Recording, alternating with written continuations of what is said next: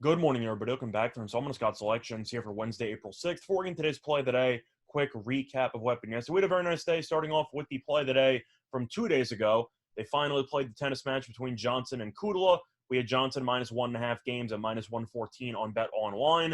It did go 3 sets, but Johnson eventually won and covered, so nice winner there. And then yesterday's play of the day, we had the 76ers team total over 121.5 at minus 125 on Fox Bet.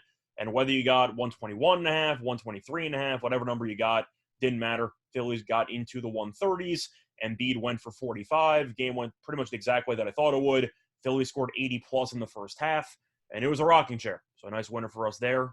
2-0 day for plus 1.68 units. I'll look for another winning day here on Wednesday. And for the play today, going to stick with the NBA, looking at a matchup between the Celtics and the Bulls, taking place at around 8 p.m. Eastern Time. And for the play today, we're going to take the road team in this one. We like the Celtics -6 at minus 110 on Bet Online. Time recording of 3:20 a.m.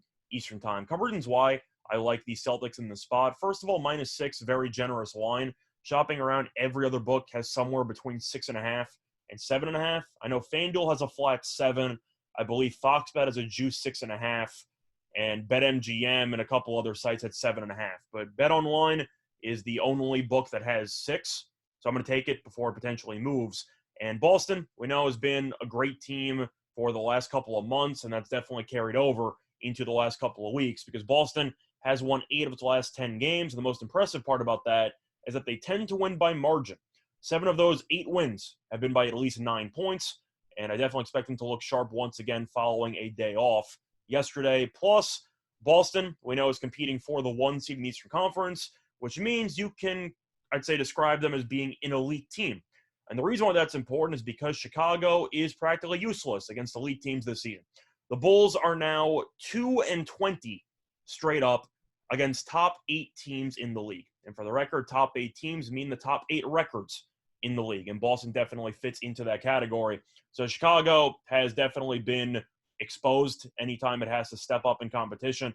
On top of that, it's coming off of a blowout loss last night against, what do you know, a top 8 team. Lost to Milwaukee at home, got absolutely buried in that game by double digits. So it's all in the second night of a back-to-back, and Boston has the day off, or had the day off yesterday. So the rest advantage is in Boston's favor, and the overall talent advantage is clearly in Boston's favor. To go through the injury report, Boston has a couple of players who are probable, which is definitely a good sign. Of course, Robert Williams still out, but Jaylen Brown, Jason Tatum, and Al Horford are all probable, not to mention Smart and Tice, who aren't on the injury report at all.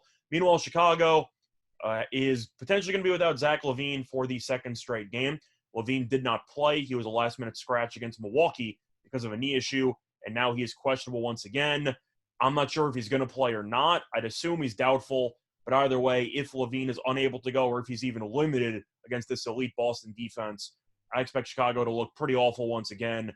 If you can't beat good teams or great teams for the entire season, why are you going to start now with your second-best player being injured?